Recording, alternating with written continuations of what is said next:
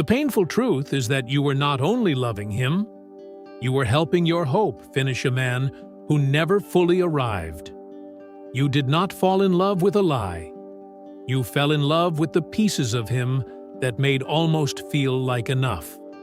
That was the part that hurt so much. He gave you just enough softness to make your hope feel reasonable. A look, a late-night truth, a rare moment where he seemed open, steady, real. And every time that version of him appeared, your mind treated it like evidence, like maybe this was who he really was underneath everything else. But he never stayed there long enough for you to rest. So you started loving him in two directions at once. The man he kept showing you, and the man your hope kept building from those glimpses. That is why it became so hard to tell what was real. The distance was real. The inconsistency was real. The uncertainty was real. But those small, warm moments kept interrupting the truth before you could fully hold it. You felt that. You knew something was off. You knew peace should not feel this fragile. But then he'd soften again, and your heart would start over. That's what your mind was trying to solve. Not just him. The gap between who he was on ordinary days and who he became in those rare, beautiful moments. You kept thinking, maybe the colder version is fear. Maybe the quieter version is confusion. Maybe the real him is the one I see in flashes. So you stayed close to the almost. You checked your phone for the version of him that knew how to reach for you. You reread old messages to feel the warmth again. You made room for his mixed signals because part of you believed consistency was still coming. Not because you were blind, because those glimpses made leaving feel premature. And the first cost was quiet, but it was already there. You stopped asking yourself whether he was truly meeting you. You started asking whether you were patient enough to wait for him to become the man those glimpses promised. What kept you there was not fantasy. It was emotional evidence. He was not empty to you. That would have been easier. He was tender in pieces, present in flashes. There were moments when he looked at you like he could really love you. Moments when he sounded honest. Moments when his guard dropped just enough for you to think, there you are. And once you felt that version of him, it became very hard not to protect it. Because your hope was not attached to nothing. It was attached to the almost. You were not just waiting for him to become better. You were waiting for those glimpses to become permanent. You thought maybe time would make him steadier. Maybe if life calmed down. Maybe if he felt more sure.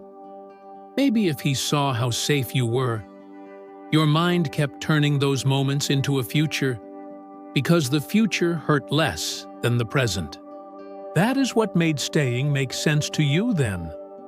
You were not telling yourself a silly story. You were trying to honor what felt real when he was open. You kept thinking the man who held you softly, spoke gently, reached for you with sincerity, had to be the truest version. And the colder version, the distant one, the one who pulled back and left you confused, you treated that like a phase he would grow out of. So every good moment reset the clock. A warm conversation could erase 3 quiet days.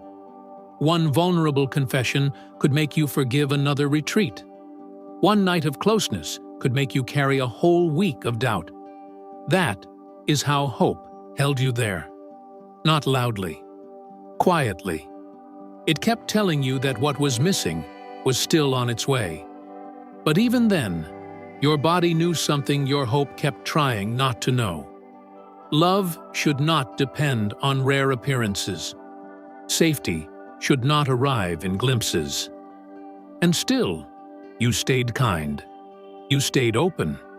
You stayed understanding. Because letting go did not just feel like losing him.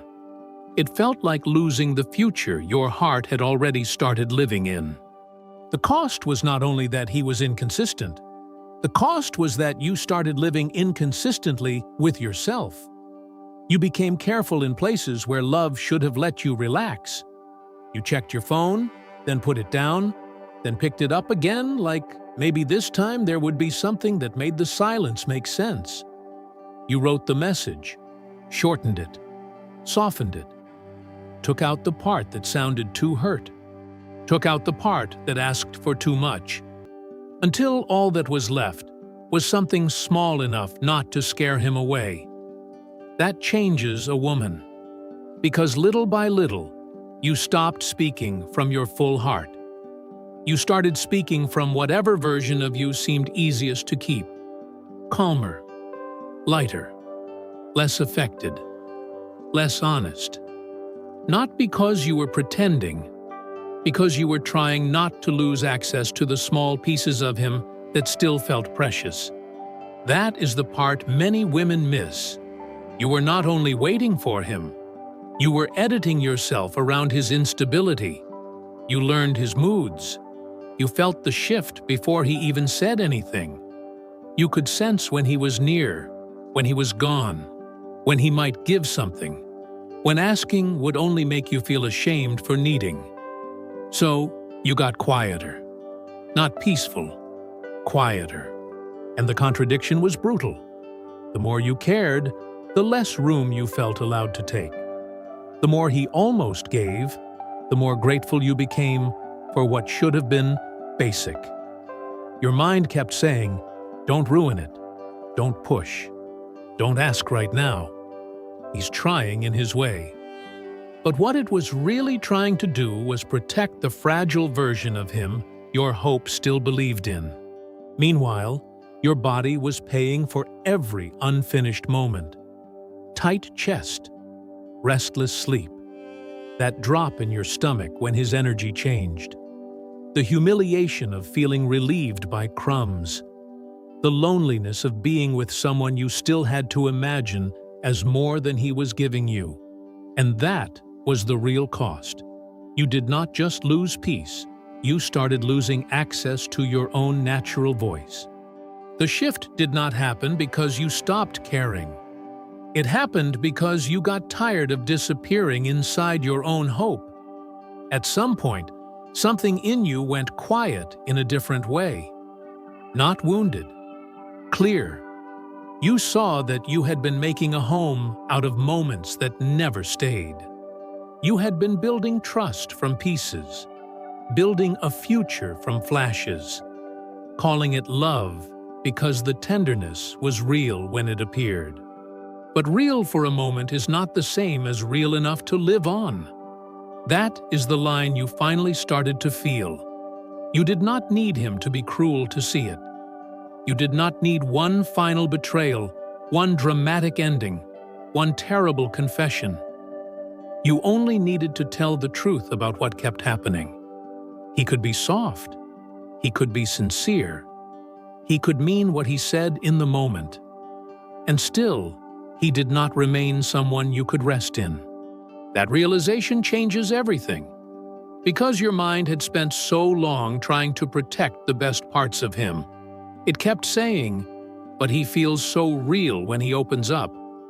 But he does care in his way. But I've seen something beautiful in him. And maybe all of that was true. But your life cannot be built on maybe. So the limit became quiet and internal. You stopped treating his potential like a place to live. You stopped making excuses for the gap between what you felt with him and what you actually lived with him. You stopped asking your heart to survive on brief appearances.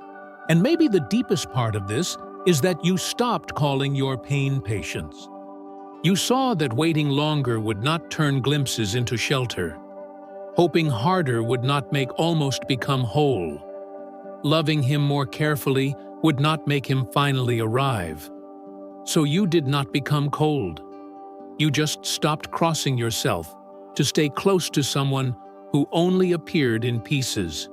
And when you stop waiting for the almost, something very quiet begins to return. Not all at once, not dramatically, but you start to feel your own life again. Your mornings get lighter because your first thought is no longer whether he reached out. Your body softens because it is no longer bracing for the next shift, the next silence, the next small moment that might mean everything or nothing. You stop living on alert. You stop arranging your peace around someone else's inconsistency. And something else comes back too: your honesty. You no longer have to make your feelings smaller to keep the connection from breaking. You no longer have to act unaffected so you can stay close. You no longer have to protect the best version of him from the truth of what it cost you. You can finally say it plainly inside yourself. He was not nothing to me, but he was not enough to build a life around. That truth hurts, but it also frees you. Because now your heart no longer has to keep finishing what he never fully became. It no longer has to carry the future by itself. It no longer has to turn scraps into promises just to keep hope alive. And what returns in that space is dignity. Not the hard kind, not bitterness, not a performance of being over it. A quieter kind. The kind that lets you miss what was beautiful without handing your life back to what was unfinished. The kind that lets you remember him without rewriting the cost. The kind that lets you keep your softness and still close the door. You are not walking away from love. You are walking away from the version of love that kept asking you to live on fragments. And now there is more room for things that do not come in glimpses. More room for steadiness. More room for breath. More room for your full voice. More room for the kind of care that does not make you guess, shrink, or wait for someone to arrive. You do not need him to become whole for you to come back to yourself. You only need to stop calling almost enough.